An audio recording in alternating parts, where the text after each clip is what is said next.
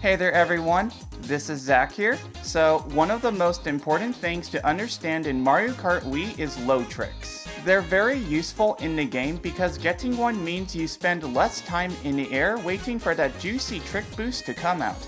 And generally speaking, time spent in the air is slower than being on the ground. So if there's a consistent way to get one, you'll want to go for it if you're capable of doing so. There are many ways to get low tricks. Sometimes you get them by clipping the edge of ramps, and sometimes you're required to hop on one. However, what I want to talk about today is a cool way to get low tricks on the front side of a boost panel trick ramp. Specifically, I'm going to explain how to do this low trick on Toad's Factory and how to apply its logic to Mario Kart Wii's many custom tracks.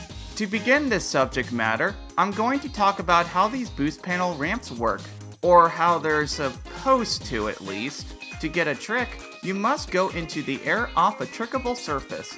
If the surface you leave is not trickable, you won't get one, but if it is, you will get a trick. And said trick will either flip you once in the air, or twice. We also refer to these as flip trick ramps. In addition, these ramps have a special property to make them more consistent. Once you reach one, it'll attempt to stick you onto them. By that, I mean if you try doing stuff like hopping, you won't be able to get into the air. You can see this sticking effect when you touch a ramp. If you look at Funky Kong, before he does so, his bike is angling up into the air. However, once he touches it, the ramp begins angling him downward so as to get him to stay on there. Nintendo coded them like this because, well, as I said, to get a trick, you need to get air off a surface that triggers one. So if they didn't add this property, players would find themselves getting early tricks way more often through means such as hopping, and that would look very jarring to the general audience as well as make these things way more inconsistent.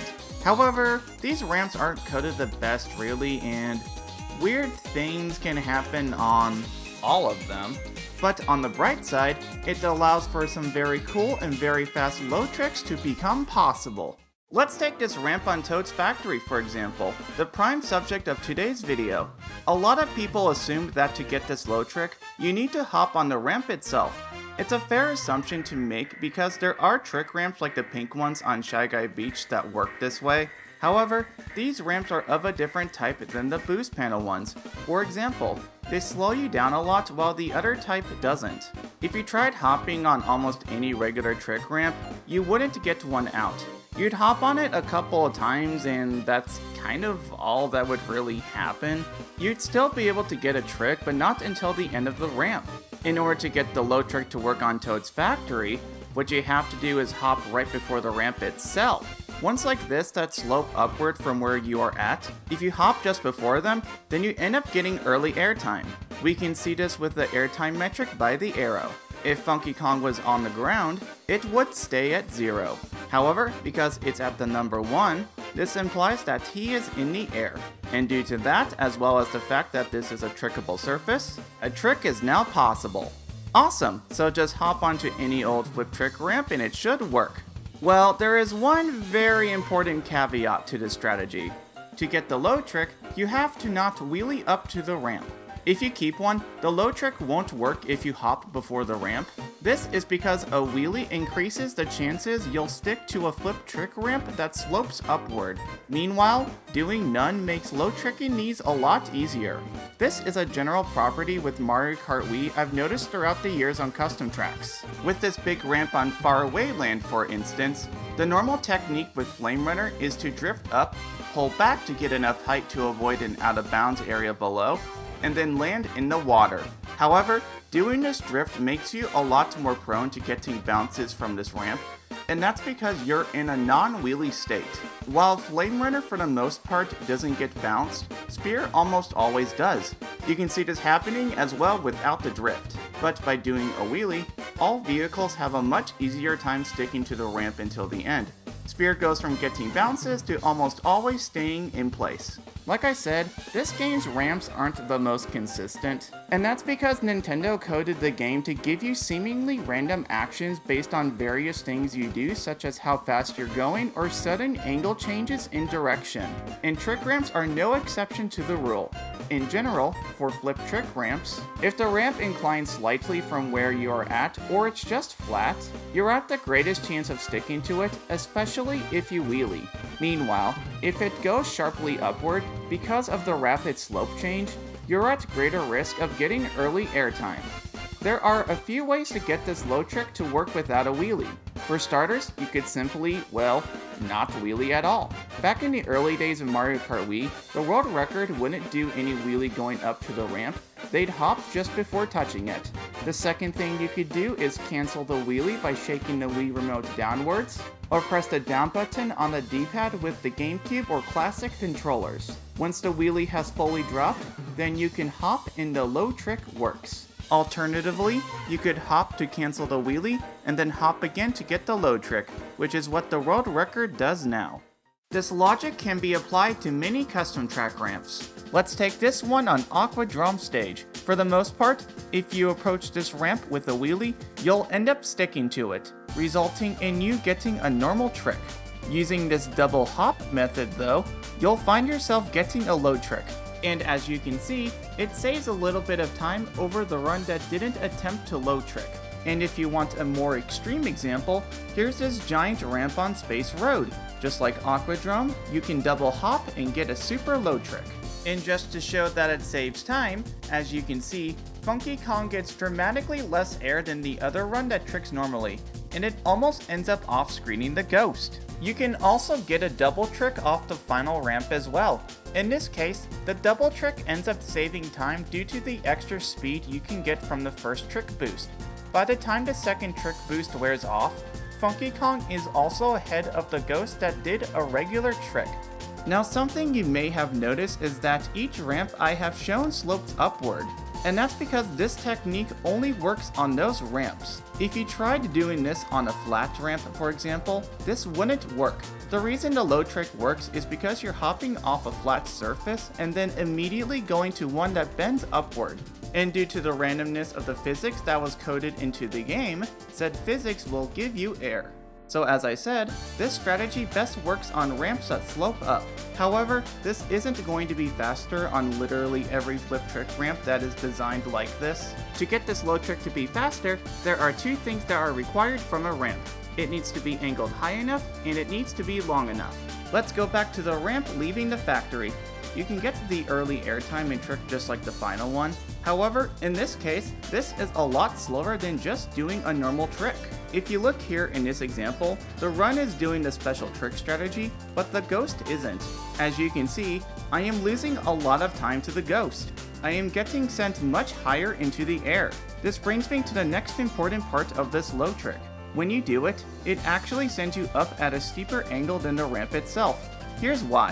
Where you go into the air depends on the angle of the surface you leave. If the ramp goes up, you'll go into the air. If it goes straight, you'll go straight. If it goes down, you'll go down. In each of these, you'll go down gradually until you land on the ground to simulate real-life physics. And adding a trick will give you some additional height increase.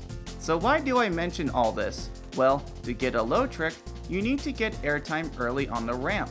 Once you get into the air, this implies that now your trajectory is at a higher angle than the ramp itself. If it wasn't, then you'd be stuck to the ramp still. So to have this airtime, you must be leaving the ramp at a higher angle. Thus, you are now going more upward and less forward than if you drove off at the very end of the ramp like normal. This is why it's slower to try to low trick the ramp leaving the factory. You're going off it at a higher angle and now require more distance to land on the ground. And the ramp is so short and angled so low that you may as well not even do this, making this no wheelie trick technique slower. But on Aquadrome stage, the reason this is faster is because despite the fact you get shot at a higher angle at first, the airtime you overall get is less enough to the point that it's worth this initial time loss. Most of the ramps shown have had the same slope going upward. However, the Toad's factory ramp is pretty unique in this case. If you look, it gradually slopes more and more up. So the slope at the beginning of the ramp is smaller than the end of it. This has big implications for this low trick compared to most ramps you would see on custom tracks. To get the low trick, you'd have to get airtime early on the ramp, which at the beginning wouldn't send you up too high of an angle. However, because the ending of the ramp has a steeper slope, this means you'll be sent more upward here as well. But in this case, the low trick ends up sending you more forward as well as reducing your height compared to a normal trick. This is because the angle you leave the ramp with the low trick is lower than the angle you'd be getting if you didn't. Meanwhile, ramps that have the same slope the entire way, like most custom track ramps are designed, will send you less forward. Thus, to be faster, they mainly require the airtime to overall be a lot less than a normal trick. So because of this gradual slope upward, the Toad's Factory low trick ends up saving a considerable amount of time. But with Aquadrum, you save very little despite the ramp being longer because you don't have this advantage. This gradual slope upward is also why you see some people time trial the track but get varying heights from the trick. If they get the airtime earlier on the ramp where it sloped less upward, that's most likely why the trick was lower. There can also be variation due to the randomness of the physics coded into the game. Sometimes this low trick on Aquadrum stage doesn't end up saving any time because that can just happen. Like seriously, you could be doing nothing differently other than being like an inch ahead or behind and your trick goes a lot higher for whatever reason. Thanks Mario Kart Wii! In addition, things like delaying the trick further to reduce airtime still apply, which can make a difference. Drifting off of ramps also can do this, which is why you see the world record using a ramp drift now. One last thing I do want to mention, this strategy is just a consistent way of triggering this low airtime. There can be other ways to get early tricks off of ramps. For example, you don't even need to cancel your wheelie well before this ramp to get a double trick. The ramp slope is so high that you can hop on it even with a wheelie right before and it'll probably work. Though with the other ramps on the track, trying to hop on them when you're in a wheelie just before often results in nothing happening. And then in cases where you can get the early airtime, the early trick that gets triggered sends you a lot higher than if you just did the no wheelie method. You can see this with the last ramp of Aquadrum stage for example. Right here, the Ghost will do a normal trick off the ramp, and the other one will wheelie up close to it and hop on it. As shown here, Funky Kong gets the early air, however, the trick that occurs is a lot higher than the Ghost and doesn't send me as far forward. By the time both of their trick boosts wear off, we can see how much slower this was. So yeah, that's how this low trick strategy works and why it's faster. It's one of the coolest strategies you can do out there and one of my favorite things in Mario Kart Wii. Without a doubt, the crazy and wacky tricks you can do on custom tracks has been a big reason why I continue playing them. In fact, this no wheelie strategy that's been prevalent throughout this video can even be used to reduce airtime on all different types of ramps with or without a trick. Like I said throughout this video, there are all sorts of ways to trigger low tricks in Mario Kart Wii, and I'll be sure to discuss those in future content. If you enjoyed watching this video, please give it a like and subscribe to this channel if you haven't already for when that content comes out. Thank you so much for watching everyone and have a great day.